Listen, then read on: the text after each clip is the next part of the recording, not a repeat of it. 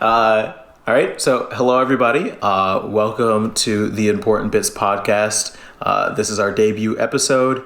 Not really sure exactly where this is going to be heading in the future, but my idea for a podcast was mainly to get people on who are really good at what they do, similar to a Tim Ferriss-esque style, and kind of pick apart their brain about how they learn these skills and the important takeaways for these skills. So today I have John Donner. John Donner is a friend of mine. We both went to school together. He's a very talented music producer, and he's going to be talking a little bit about music production. Hi, John. Hey, how's it going? I'm doing good. How are you doing? I'm doing pretty good. Yeah. I was like thinking the other day, I was like listening to a podcast and they always say like, thank you for having me, right? Mm-hmm. And I was like, what if there was just like a recursive podcast for like 55 minutes of people just saying thank you for having me? You know what I mean? So they'll be like sitting there and they'll be like, he's like, hello John, thanks for being on the show. And he'll be like, thank you for having me. Wow, Bram, thanks for having me. Thanks for being on the show. And then just keep going back and forth for like 45 minutes. And I think that is where society needs to head if we are going to be safe. Those are the kind of podcasts we're going to start seeing. Exactly. That's what I'm saying. It has to happen. That's what the people want. Yeah. You have to deliver what the people want. So again, there's not necessarily a straightforward format here or anything that we're going to be keeping track of, but I would love to ask you a few questions and like kind of like pick your brain apart about, you know, your background, a little bit about how you do music production and how you think about music production, and then we can go on to there to talk a little bit more about polymathy and the skills around that. So I guess the first question is, what's your background? Where are you from? Yeah, so I'm from upstate New York, like yourself, and I grew up in Go Bills. Actually, not a Bills fan. Okay, that relieves some pressure. But yeah, so I grew up on a lake, but went to school in high school in the middle of a cornfield. That my first job was actually being a corn cop. Wow, wait, what, a corn cop? Yeah. Like a cop of the corn? Yeah, so basically imagine a corn maze, and I was going around the corn maze with a uniform on, making sure that people did not cheat. Like cheat on their significant others in the corn? That.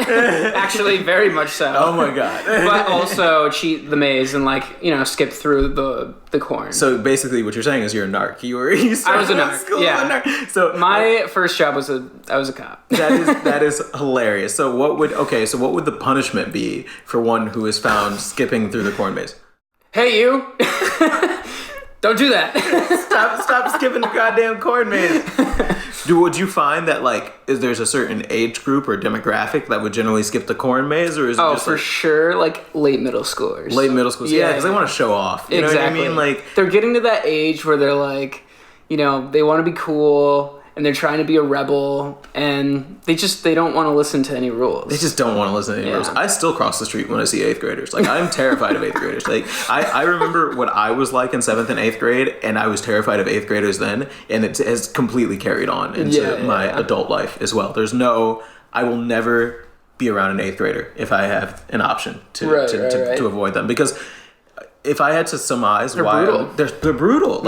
They have the minds of adults, but the bodies of children. And that's a terrifying combination. But not the smarts of an adult. They also don't have the self-control. They think they have the smarts of an adult. They think that they understand how the world is going. And maybe, so we're both in our mid-20s now. Maybe we're going to, look back on this 20 years from now and be like, wow, I'm so afraid of 25-year-olds. Yeah. The same way, that's probably going to happen. The same thing. And then, we'll be 60 and be like, 40-year-olds terrify the shit out of me, man. I'm so scared of them. It's a never-ending slog, this whole life thing. Okay, so you were a corn cop. That's interesting. Did they pay you minimum wage for corn copping? 100% minimum wage. 100% minimum wage. So were you able to go to the prom and then they were like, oh, that's the corn cop? He's really here to maintain one of a the few, law. But yeah, a few me and then a couple of my really good friends in high school. We were corn cops. I think we were fortunate enough where we were kind of on the athletic and not cool kids necessarily, I guess, because I didn't really see that in school too much, but we had a solid group of friends, How big was this group? Our group of friends in high school, it was I would say 20% of the school. Wow, so it was a small school? Yeah, it was like 120 kids. And I mean, I'd say like 30-ish kids had like a tight knit, like every day we were hanging out. I was half expecting you to be like, no, there was like 1,000 kids per grade, and my it was 200 people. And I was running that school. I was running that school. Like it's like an episode of Grease. You're like walking through and you're doing the whole snap thing. I did actually do that. Did you serious? But not with Grease kind of music, but 80s style music. Dude, that's a regular. I had a boombox over my shoulder. I would totally expect a corn cop to say that. That sounds exactly like a corn on the cob, dude. I never trust corn cops. That's what I was raised in my neighborhood. Don't trust a corn cop. They're always racially targeted, profiling people. There was none of that in the corn maze. There was none of that in the corn maze. But but I mean, corn versus maize, for one. You know what I mean? That's a pun that people are going to need to think about. Because I'm talking about maize, the plant, not maize. True. So to clarify to the listeners, maize as in M-A-I-Z-E as opposed to M-A-Z-E. Right. So was there a maize in the maze? A maze? I don't think so. Okay, there was no maze. We're just dealing with corn. We're just dealing with corn. Yeah, it's middle of America. That's how we do things here. We only have corn and high fructose corn syrup. The little block of middle America in upstate New York. Middle upstate America, New York. So tell me, what was the kind of like defining moment of your high school career, and then moving forward into like how you knew that you wanted to be doing something along the lines of music? Because you do a lot of different stuff. You do a lot of stuff with coding, you do a lot of stuff with music, you do a lot of stuff with art in general, in business. How did you kind of like decide the person that you were going to be at a young age? Yeah, so as far as like the artistic and creative side of it, I was always drawing when I was a kid. So I was very much more into like the visual side of things. I was just always sketching stuff and like making cartoons, doing like realistic stuff. And then also like playing sports and doing stuff outside. But like that was like my main like craft that I was doing when I was a kid. Then I started to get into, I got into video games for a bit and like making computer games. And that probably led into the computer science side of my interests. But as far as music goes, I actually downloaded Ableton Live. Low-key illegally. This is not... Speaking of what we were talking about not before. giving legal advice on this. But no, I mean, in high school, like, I was a kid in high school. I didn't have any income, really, besides a minimum wage corn cob job. Yeah, I mean, and, pay too well these days. Yeah, or then. So I downloaded Ableton Live, and I just started messing around with it. And I didn't, like, I played drums in school, but I wasn't, like, super good at drums, I would say. And I never was I couldn't sing really when I was growing up. Still can't do too much of that. And so like really I got more drawn into the computer side and the composition, you know, and like actually producing and creating sounds and molding it together into a track, you know? So that's interesting. So you say you downloaded Ableton because you wanted to express yourself musically, but you didn't necessarily feel confident with instruments and singing, is kind of what you were saying? Yeah. Have you like kind of wanted to be a composer, or like one of the dudes who are like up front, like I'm forgetting the conductor, you know, where they like kind of like wave the little wands and like kind of like snap a whole band into action? Is that kind of like how you view music? Do you view it as a linear process, or is it more of a improvisational thing for you? I think it's a mix. At this point, I think it's very much a mix. I think back then, I guess it was also a mix, but I probably wasn't thinking about it so much. I think I was more just doing it. I was a kid just being creative, you know? Like, I think back then I was looking at it as like, oh, like, this is making noise, and I can kind of make this sound similar to, like, the songs I'm hearing in these games I play, you know, and stuff like that. And so it was kind of just like clicking together in a natural way, in like a natural curiosity kind of way. And I'd always loved music. Like I grew up watching Disney movies, so like the soundtracks to all those movies, and like that really inspires me. And listening to like different rock bands growing up, influences from my sister and whatnot.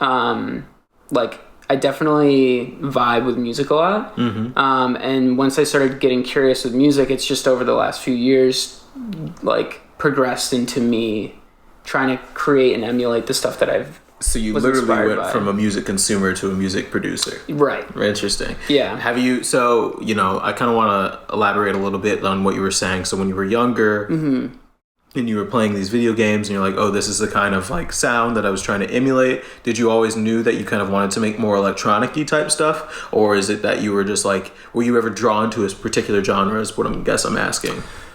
I think out of like the tools available to me and my skill level, I think I was drawn to electronic music because of that, you know, because I wasn't a good guitar player. Like I didn't really spend time doing that, or like I didn't spend time on the piano or anything like that. So to me, when I started getting into producing and making music, like the things that were able to allow me to make anything remotely good, quotes for people who can't see that quote, yeah, I mean, Ableton was like there for that, you know. Right. It was the electronic way of doing it, the synths that were available in Ableton, like the default synths and whatnot, and those electronic sounds were the tools that I had. And so I think, like, I always kind of felt like, oh, this isn't quite like music, because I also, even though I was like emulating stuff that I hear in games and whatnot, that was probably more electronic based. I also was starting to, at that time, listen to like people like Skrillex that were starting to get big, or like, so this was like Calvin 2010. Yeah, this was like 2010, like right when the house was really like getting into the mainstream stuff. Like Skrillex just put out Scary Monsters and Nice Sprites. Oh my god, that song still haunts me to this day, man. That song is in all of my dreams. Like right in the thick of dubstep. It's so interesting how dubstep came and disappeared so quickly. It did. It was really the most passing fad in music that I think I've ever heard. Like hip hop has been kind of like king now for the past 10 to 12 years. Yeah. But then like before that, for a brief period of time, EDM was like top dog. Right. You know what I mean? Like we were all listening to, like you were saying, like Skrillex and Calvin Harris and stuff like that. And then it feels like all of a sudden it just disappeared like the Avatar for like 100 years. Yeah, I mean, dubstep as a genre is like pretty much gone. Yeah. But I think it's because of two reasons. I think A, it really wasn't that good.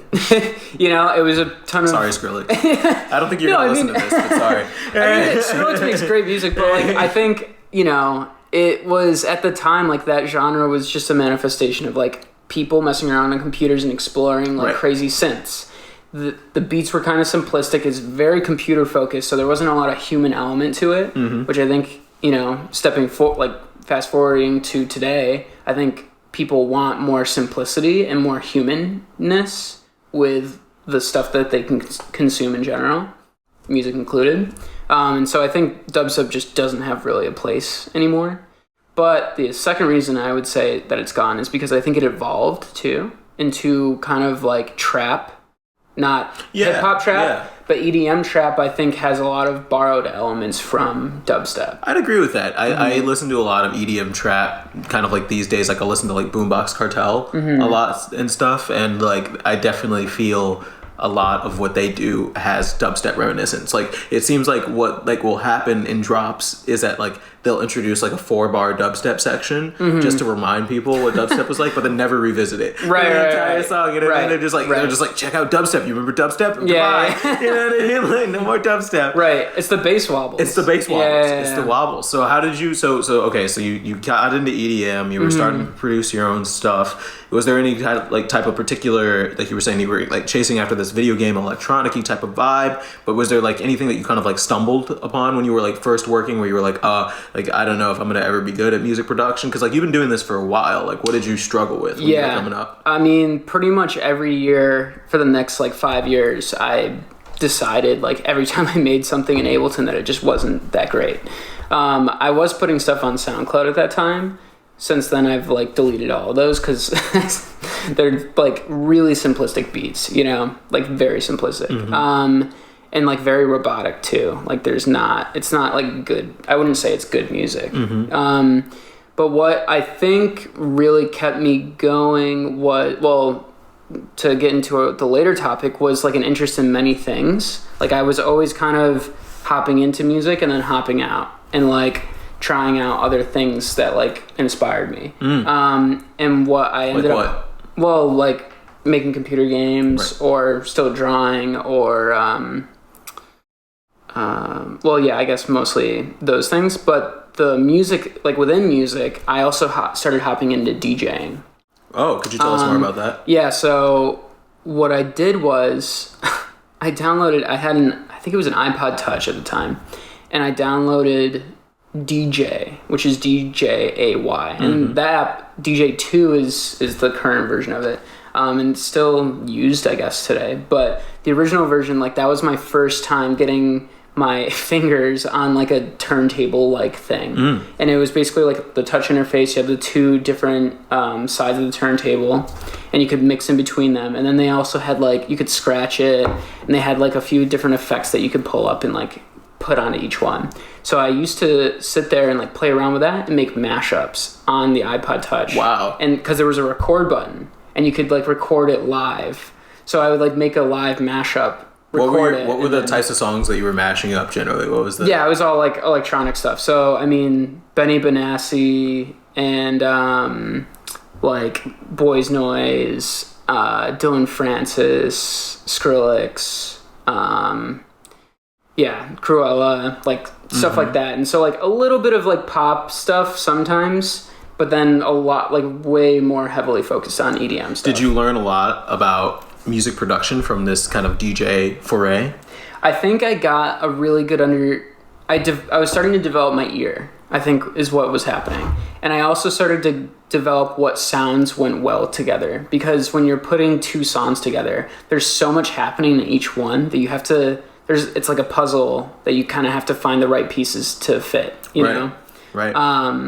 So there was a lot of that, and like learning how like the bass lines would like conflict with each other, so you'd have to like filter them. And like I started to learn some early concepts of like music production, as well as just like music in general, and like how things piece together, like scales. And were you able to kind of like start DJing parties immediately, or was there like a kind of the earliest foray of that was me going to parties in high school and pulling up a playlist. Like I was always the person with like some playlist that I had like the give me the aux cable dude in the car. Yeah, exactly. Only it was more like, oh, John, he's got the playlist, give him the aux cord.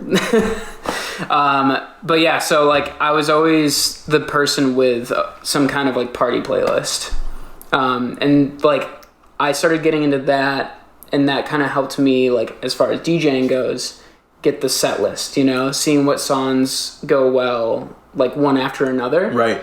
And also how I always tried to plan it so like with the flow of the party in mind. Like, okay, at the beginning, people are going to be kind of showing up, starting to get drinks in them and stuff like that. And so I would kind of play more chill stuff, and then I would start playing like more ramp up songs. Do you have any particular stories of like a time that DJing went really well for you, and then really poorly for you? Like when you thought you had a read, but then like it didn't pan out, but then when the other time when you thought you had a read and everything just went wonderfully? Right. When I was making playlists, or when I was DJing later? Yeah, in college when I was DJing. Yeah, I mean, well, an example of like a good thing was I was DJing a party at our fraternity, Sigma Chi, and shout out to Sigma Chi. I wasn't in Sigma Chi. No, Sig Chi. It's pretty close. We're both college fraternities. Yeah. But yeah, so there was this one party, and it was like pretty warm. So we were a little worried that not a lot of people would show up, but we got like super soakers because of the heat, so we could like spray people and cool it down. Yeah. They're filled with vodka, right? No, just water. Ice water. Terrifying. Probably some super soakers had vodka. But yeah, so I was DJing that party, and I remember like people started to flood in, and I was like, okay, it's starting to get hot. And then people started busting out the super soakers and like spraying people. And when it was like around midnight-ish, and the like vibe of the party was starting to get to its like peak, so I threw on, I think at the time, Turn Down for What was like really popular. So I threw on Turn Down for What because it's like the middle of the night, and it's like, okay, let's turn down for what? So I threw that on, and the build's happening. You can see like the energy starting to like build up more and more in the room. And then when the drop happens, I just look, and like everyone just starts spraying their super soakers right on the drop. drop, the whole place went crazy, and I'm just like up on the booth just freaking out. That sounds so much fun. Yeah, it was amazing. And like, you know, it's stuff like that. And I remember that night, like later on, you know, obviously people start to trickle out, but there was still a good core group of people dancing. And I remember just like going in and out of pop songs, remixes, and EDM stuff that like I know and I like, and just really like feeling out the crowd and like, but them also feeling me out. And there was like a really good like synergy happening. And I remember that was like a really awesome set that I had. So that was like a good example. So like when you're working with this synergy and you're working with the crowd and you're kind of like working with music production as a whole, do you feel that like you just treat it like a puzzle for the most part? It's just kind of like, how can I make things like fit together? Or is it like you're trying to tell a story? Or like what kind of just like drives you a little bit? Like that feeling of like having everybody explode energetically, you know, is like so worth it. That's like a major reward in itself. Right. But are you trying to do that with your music as well?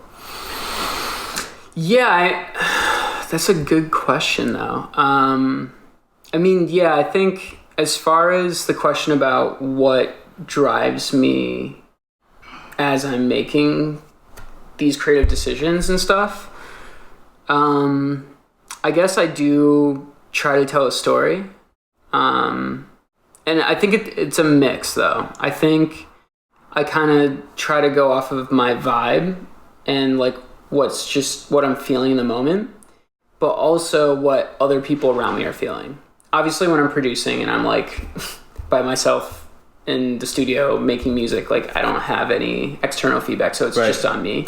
But like when I'm DJing, I really vibe, and this is just something that like I feel like I've always been like, is like I'm always caring about, for better or for worse, what other people are thinking and how people feel, you know? And so as a DJ, like, I think that's a really important... Huh? I feel gassy right now. Okay, shit. Okay. See, do you care? Yeah, and that's the other thing. I need to, like, fix that. Got Pepto-Bismol or something? That's what you're saying. Sorry. No, but yeah, and so, like, when I'm DJing, like, that is a huge factor for me. Like, I'm constantly monitoring like what people are doing and what people are feeling to get a vibe of like, okay, are they vibing with this? What vibe do I think they want or do I think they need right now, you know? And like how can I like map that and like you were saying, tell a story a little bit and like have it flow into that. Interesting. And I try to do that with music production, like making a song as well. Like I try to almost, it's like in a similar sense, you're getting like energy feels per section of the song, right? Like you want the verse, you want the intro to like draw people in immediately, especially now with like Spotify, where people are just listening to the first few seconds and then hitting next if they don't like it. So you really want something that like draws them in, and the verse should like kind of pump them up, but not too much. And then there's usually, and this is just like a typical structure, but like then there's usually like a breakdown, and it kind of like gets them into like a hooky thing, right? But like it's like something is coming, right. But the energy's gone, which usually like preludes to something coming, something bigger, and then you hit them in the face with like a drop or like the really hooky chorus or something, you know. So you have like songs out that you've published, right? And you've done a lot, kind of like working on these like hooks and stories. What kind of songs have you noticed have been, you know, the most well received? And like, what do you think? Have you like had a lot of lessons from those? Do you do a kind of like an iterative kind of like feedback loop with your music production, or is it more along the lines of you try something and then you're like, oh well, that didn't, you know, pan out, but then I'm just gonna make a new song that has a completely different vibe anyway, so I can't take any of the lessons that I learned?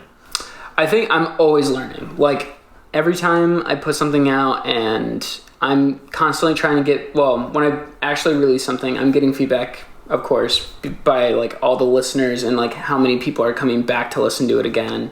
But I also usually internally test it in the sense that like before I release something, I'll share it with like very close friends, family, people who are fellow producers, you know, or fellow artists, and try to get feedback from them before I release it. So that way I can get a feel for like, okay, like this would do well with like my friend group here, so like I can assume it would also do well with like a target audience that's similar, right? And to answer another one of your questions, like what are the things that I tend to look for in that feedback loop is like, or what I've seen has worked is, for one, like there's nothing that really beats competes with a beat that gets you like moving and then with a vibe. Like, and what I mean by that is like, there's like something that like touches you that's not about the lyrics, it's not about like the quality of the production, it's just like, it's not that weird dude at the club, right, it's not the it's not that weird homeless guy, you know, sitting across from you on the subway as you're listening to this track, it's not that, it's it's like where the song's putting you, you know, like if like I'm sure you've had this experience where you like hear a song and it immediately puts you like on a beach, right? Yeah. Or like it puts you into that club that you went to a few years back, you know, and like, or it puts you on like the couch next to your like ex-girlfriend or something, you know, and like these kind of songs, like those are vibes, and in my like opinion, like those are vibes that like it's kind of hard to pinpoint what they are, but like you can kind of find them and discover them through the production process. So it's very kind of transportive. So you're trying to like find the things that transport people to the places you're trying to take them. Right. And so I think that combined with a beat, like those are the foundations of like a good song. Like all of the songs that I have received the best feedback on are the ones that like people like move to, and also or are the songs that like transport people somewhere and like make them really feel something. Do you have a good example of that? And like kind of like, can you give us a little bit of insight into your thought process while you were creating that song? So for example, there's a song I'm working on right now, and I sent it over to a friend. Well, I sent over another song to a friend, and he linked me up with a vocalist, and I sent him over that song and then also this track that I'm working on, and he really vibed with it. And the track, I'll try to explain it to you. It's got like these like lush but like backing kind of like pads, like stabby, but like kind of low key and like lo-fi chord like a stabs. low stab, like a stab in the ankles. Yeah, like just a. I love all these little. That's what you said. You're gonna explain it to me. I'm explaining it literally. That's all. Yeah, no, but like, so right at the feet, right? You know, so. But like, and then combined with an 808 bass, so you have these like verb like wide but low pads, and then with an 808 bass, and it's got like a nice like head bob beat to it. And the chords progression to me kind of reminds me of like, I don't know, the closest thing I can think of is like Titanic. Wow. But, wait, like Titanic, like it's sinking, or Titanic like the Celine Dion song? Yeah, like soundtrack. Wow. Yeah, oh my gosh. What? But like it's different enough, obviously, and it's like a modern sounding song. But like there's something about the emotion. I hope not. But like something about the emotions in it, like it kind of gives you that like romantic but like painful like vibe. Interesting. You know? And there's like I have water like very subtly in the background. I have like chain noises. And these were all like when I'm making it, I was just piecing it together. Like I wasn't like I didn't sit down at the DAW and I was like, the DAW is the digital audio workstation.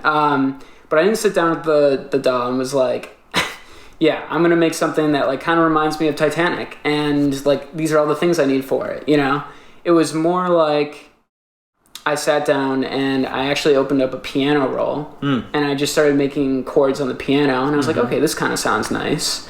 Started listening to that a little bit. And then I was like, I'm sick of this. So I tried, but I still like the chords. So I tried transposing it into a different scale.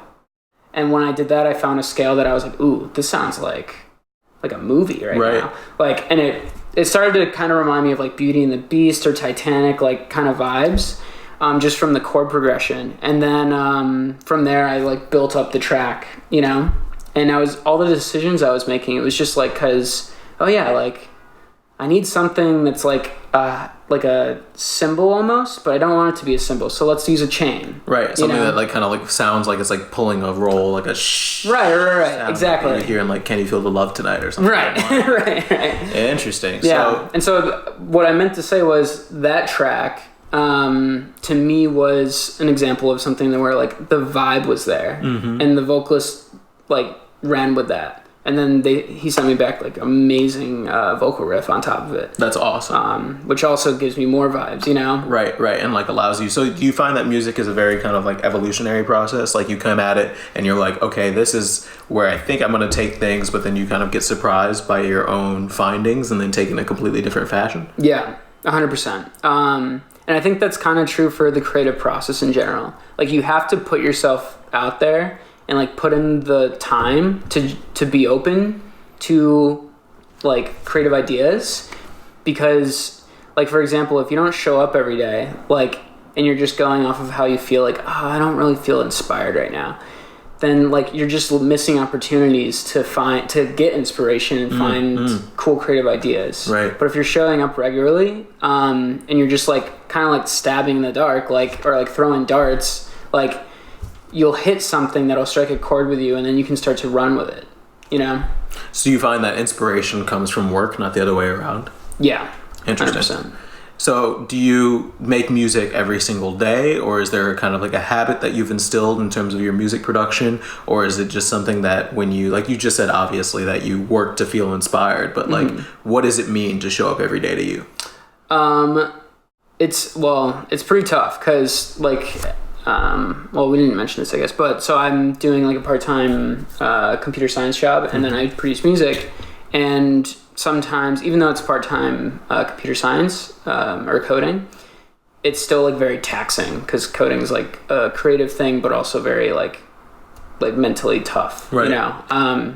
So there are days where like it's a struggle to like open up the DAW. What kind of code are you writing? Like what kind of company do you work for like a part-time situation? Yeah, so the company I work for is called Blinkist, and it's a nonfiction book summary app. So you can subscribe and you get access to all their summaries of nonfiction books. So different like business books, marketing books, psychology books, self-help. Cool. Really, really awesome app. I use it very regularly actually.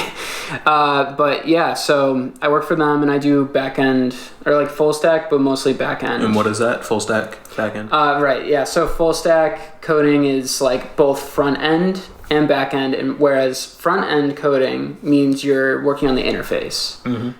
So like if you're making a website, it would be like the actual page on the website that people are clicking around on. Okay. Versus, and this is for, I know Bram knows all these, everything here, but this is for the listeners here. And back end is if you're working on like the database of it, right? Or like the communication, the logic that's happening in the background, like the business infrastructure, business logic kind of right. That like is in the background behind all that interface, right? That it makes the app work. But the user usually doesn't like interact with it directly. Right. It's just happening in the background after they interact with the button or they submit a form or something on that. Right. Yeah. So I do that part-time, and which is great, and I love working for them. Sometimes it gets in the way of doing the daily music grind. Things that help, though, I would say, are deadlines and communities.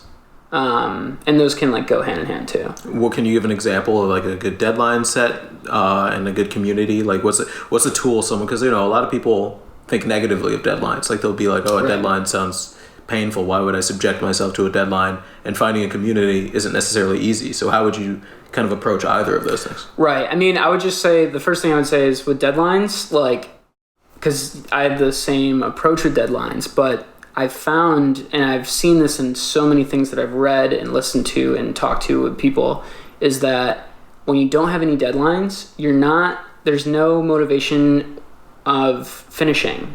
Like, there's no like, this can come to an end, because you really can work on a creative thing for pretty much ever, or until you're satisfied, which for some people there is no satisfying, right? Which is especially true for me. So I like with a song I know, as and you also know. I mean, it's not just the music that I'm talking about, but you know as well as I do that I am a bit of a perfectionist, and so like I could work on a song for years, and I'll still find things to do with it and tweak it, but if I have a deadline, then it doesn't matter how much tweaking I do. Like I just know, like at the end of the week or month or something, like I have to get it out, Right. So a really good example of something that I'm doing right now, actually, that is incorporating the community with deadlines is a 30-day challenge where I write a song a day, or I produce a song a day. Interesting. Like a full-length song, a 3-minute song? Yeah, so the minimum is a minute for this group, but I do try to do like a full structured song. So is this like a Facebook group, or is it what kind of group? It's a Facebook group, yeah. Okay. It's actually, so it spawned from this class called the Hyperbits Masterclass. What is that? And so that's an online music production course taught by a producer named Hyperbits. Really good producer. He has a few people working with him like for this class, and they're also really talented producers. And he just teaches concepts about like mastering, mixing, sound selection, composition, sound design, and then also a little bit of like marketing and stuff too, vocal production, stuff like that. So a very kind of thorough class, it sounds like. Yeah, it's 8 weeks long. So were you able to like learn a lot? Did you notice that when you went to the class and did the end of class that your music production skills were on a different level? Yeah, so I did the class, and it was 8 weeks, and yeah, I mean, I think I did notice a difference between the first week and the last week, like 100%. I would say though that, and I've noticed this a lot with like my learning process, it's something that it just sits with you, like when you spend 8 weeks doing something and like meeting people and working on stuff with other people, you'll progress then, but afterwards, as you continue to like show up and put in the time to practice, all the concepts that you learned will like kind of embed themselves over time. Oh, interesting. So you're kind of like, that's what I found. You never have like, it's kind of been an additive process where you've continued to get better. So have you, if someone is just starting their music production journey, and they're looking to kind of like become a music producer, what's like one thing that you've learned that you would say, this is the number one thing that you need to do? I would say if you're just starting out, like find a course to like learn the fundamentals. You could, and I'm going to preface this by saying that you can learn a lot through like YouTube or like there are tons of resources and tons of people sharing tips and ideas on the internet as a whole that can help you if you're inspired and motivated enough. But I would say the fastest way or the most efficient way to get better if you're just starting out is to find like some kind of class. How can you tell? I mean, like I've taken some online courses in the past too, and some have been hit or miss for me. Like, some classes have been very insightful and I've learned a ton, whereas other have been kind of like lacking or kind of like missing steps. Yeah. How do you find a good music production course? If you're brand new and they tell you need to buy all this equipment or something like that, how do you decide that this is a good course if you're a beginner? Right. Yeah, I mean, that's tough. You have to do your research. I'd also try to really like find people who have taken the class and talk to them. Did it work for them? Are they like, what kind of learner are they? Do you think that their learning style and what that course did for them could work for your learning style? And like engaging with the communities beforehand. Like one thing I did with, Hyperbits, that class, and I wouldn't recommend that class for someone who's starting out from scratch. I think it's more for like people who kind of already know the fundamentals of it and are looking to like step up their game. But that class was recommended to me by a friend who I saw firsthand his progression as a producer. And I literally saw like, okay, he's making like cool beats.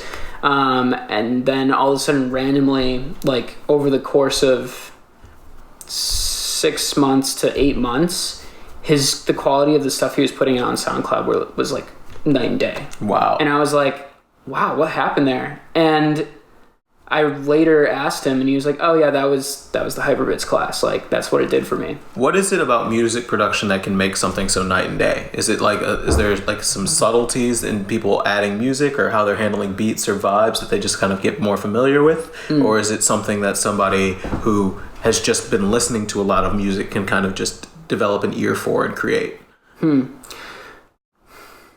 Well, I would say that like night and day thing, I mean, I just used it and it did feel like that to me, but I would say that's also a little bit of like the story told, right? Like the progression in any scale is going to be just that, a progression. It's not going to be like a switch.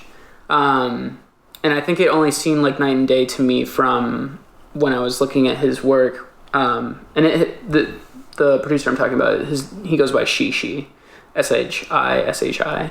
Really good producer, makes like really cool... We'll link him in the description. Yeah.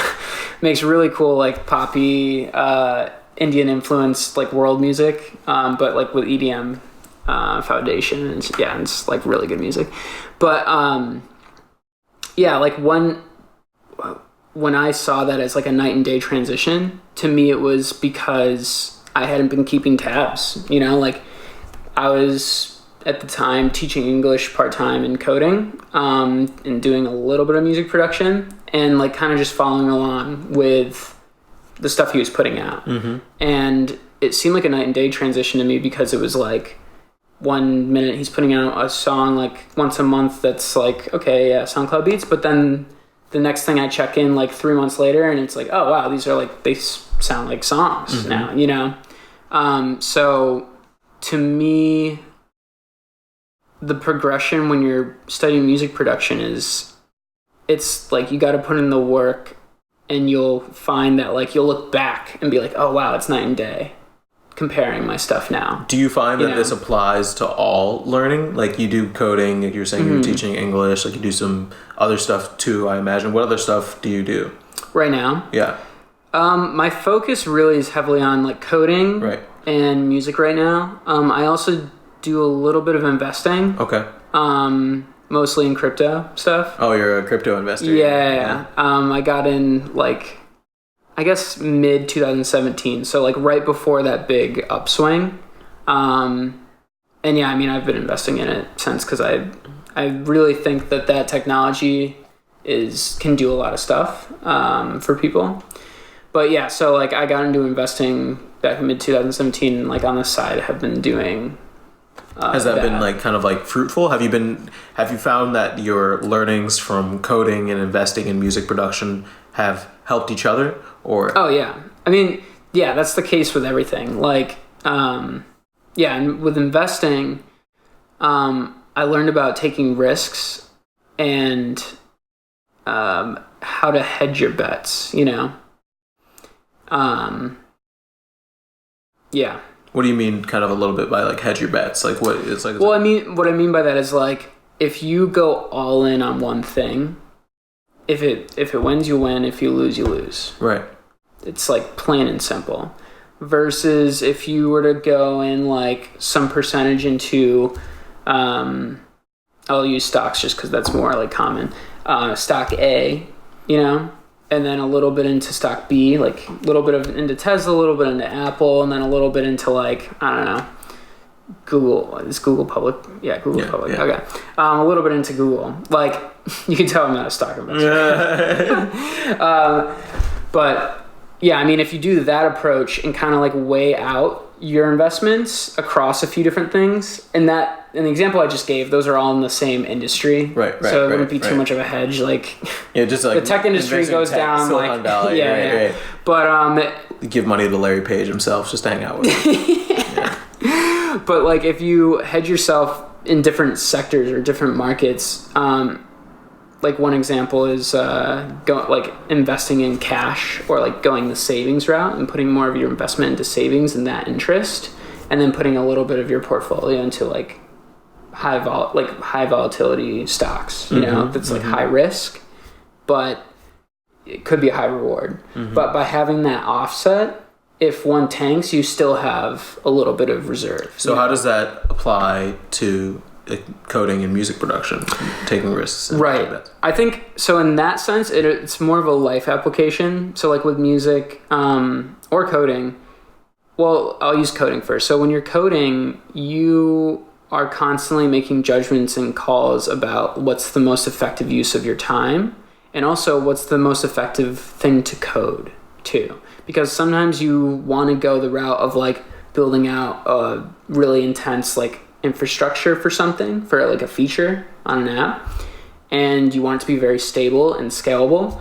Other times it's actually more worth it to just spend a little bit of time to like get it working, like in very MVP mode, you know, and only start to look into the scaling part later as a needs basis, you know.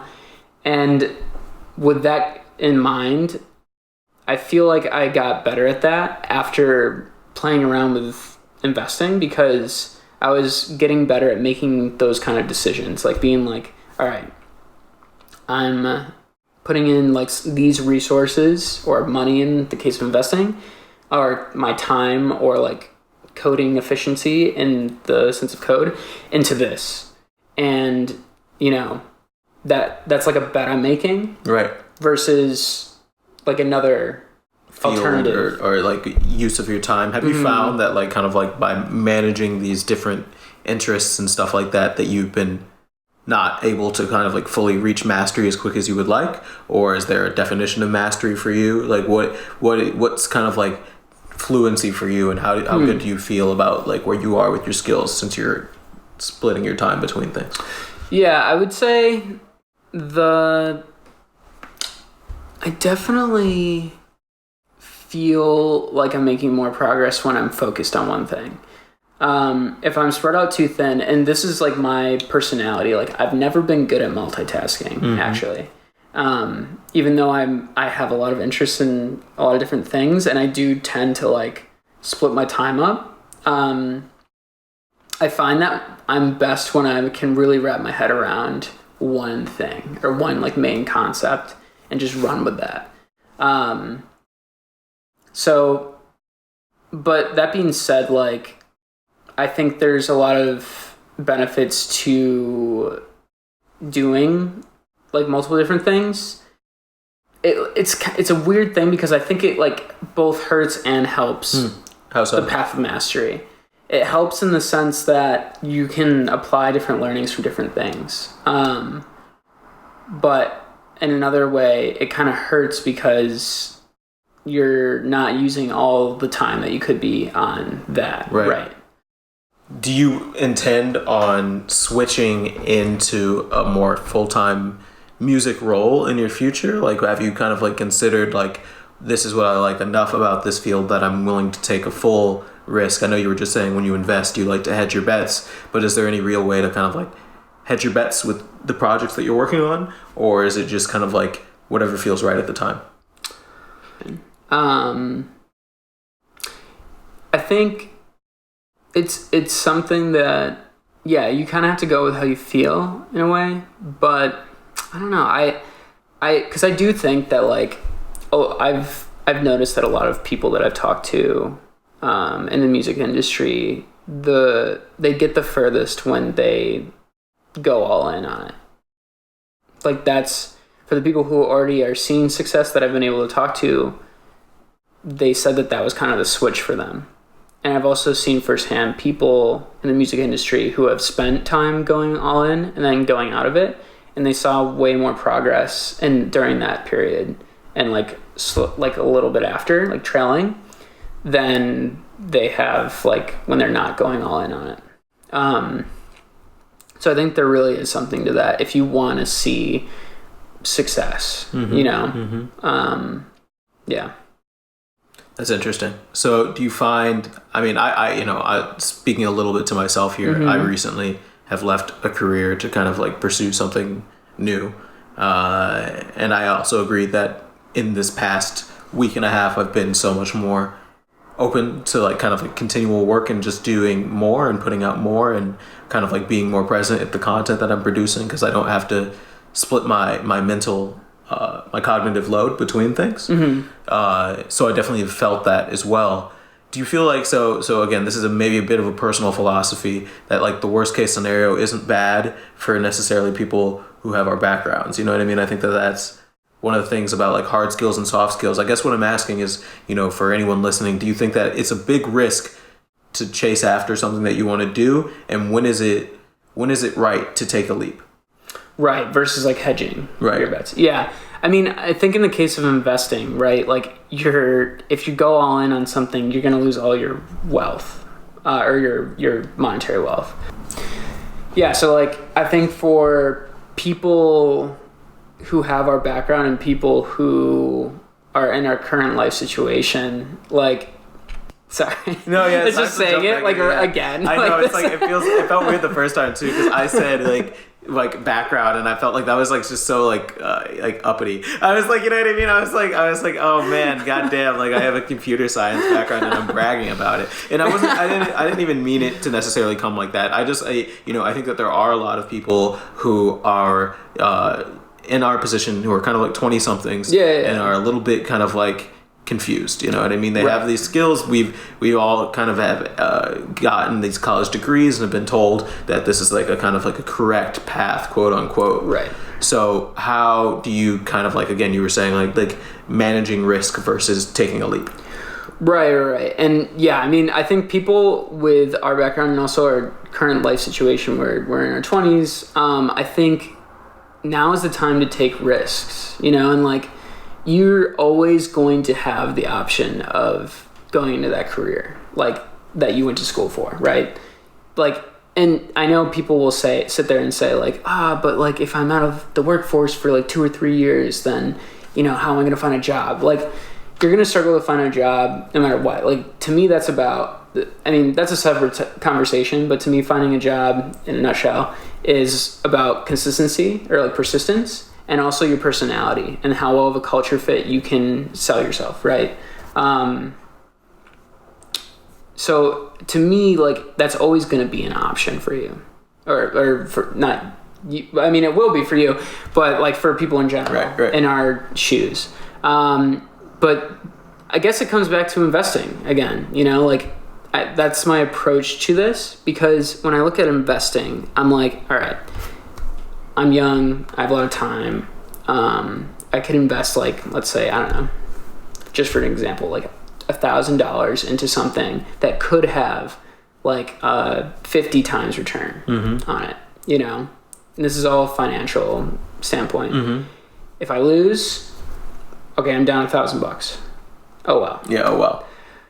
If I win, I get $50,000. Right? I said 50 times. Right. So like, to me, that's a huge upscale, Pretty big expected value there. Right. Yeah, and to me, that's kind of what I view like these kind of like hobbies and versus careers. Like, I see that as in the same way. Like, to me, and I'm in a special situation because like I have a part-time job. So like that is like, I'm very like grateful for that, But I think for people who have a full-time job where they have like no time or energy left in the day to like pursue their passions, and they're 24, 25 years old, or younger, and they are thinking about, like, I'm losing out on my career if I go to pursue this, but I could pursue this. To me, that's like a 50 times like potential win thing, right. For your life, for your happiness, right? Not just like a financial thing, but like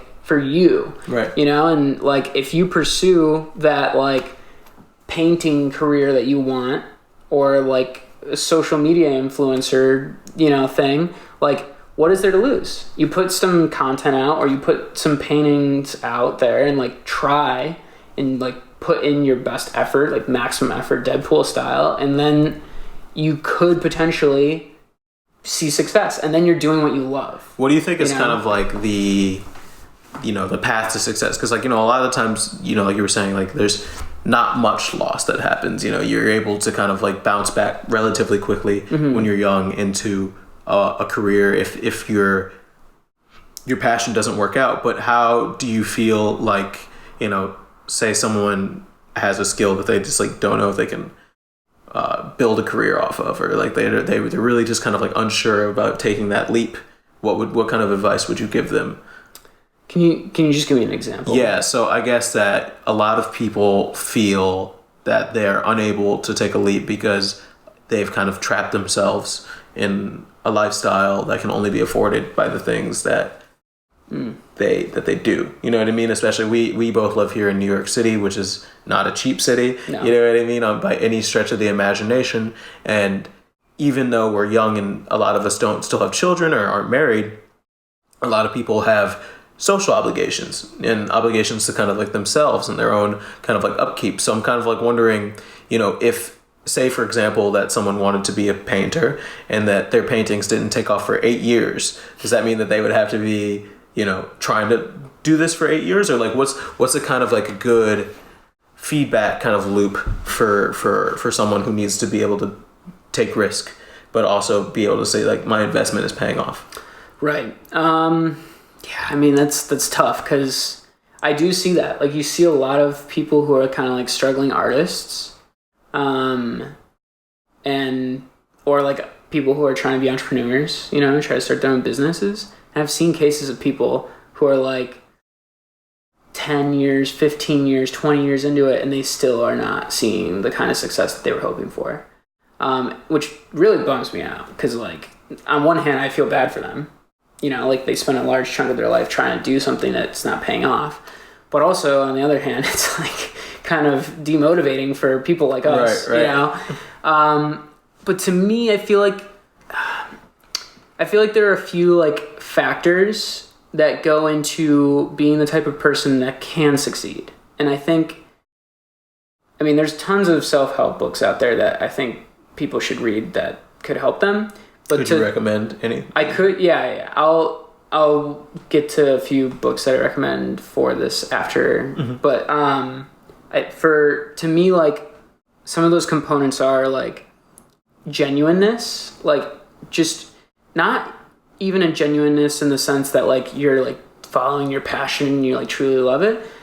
I mean, that's important too, I think. But when I'm saying genuineness, I mean like you care about people, And when you're doing things, you're doing them in a way that shows that like this is true to who you are and what you're about, You're not trying to hide any intentions. You're not trying to put up a front. You're not trying to like burn people or anything. Like it's very like human thing, I think that's like a really important but underrated component to like being successful. Because I think it's a people-run society, Like everything's based on connections and people.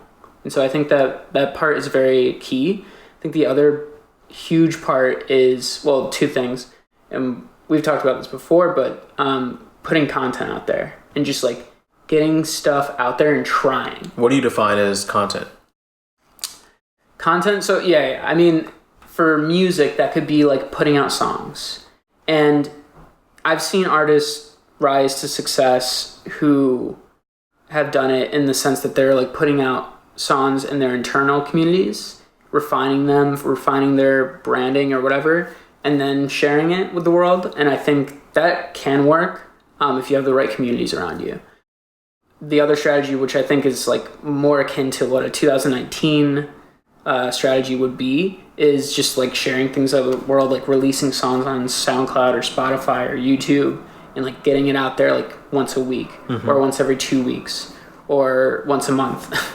And I'm like saying this, okay, John, like you should also be doing this too. But yeah, and I mean, to me that like by putting stuff out there, you're constantly, you're getting better. You're putting in the work, you're going to get better, like you're practicing.